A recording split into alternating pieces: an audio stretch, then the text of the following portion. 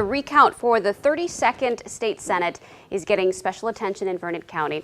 Republican Dan Kapanke's campaign is challenging dozens of votes in 3 municipalities because he says a new law wasn't followed. News 8's Madeline O'Neill has more.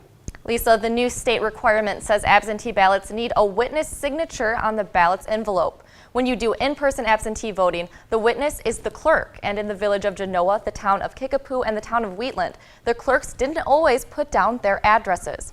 So a special hearing was held today to determine what to do with the votes in question. It's a mandatory provision of the Wisconsin statutes, and it's a decision that resulted in a mandatory requirement that necessarily leads to the conclusion that these ballots have to be excluded. Dan Kapanke's campaign is arguing that about 40 ballots should be thrown out from the recount because of a state law 3 clerks in Vernon County say they weren't aware of. As a clerk, when somebody votes in person, you need to put your name and address on the envelope. When a clerk can no longer just sign the envelope. It's kind of a subtle change. 40 ballots out of the more than 14,000 votes cast in Vernon County may not seem like much, but only 56 votes put Shilling over Kapanke in the Senate race. And clerks say every vote should count. I absolutely do not agree that these ballots from my town electors would not be counted. The voters did nothing wrong, and I made an honest mistake. Jennifer Shilling's campaign lawyer says because it wasn't the voters' mistake, their votes are valid. Where it's the clerk's error, not a voter error.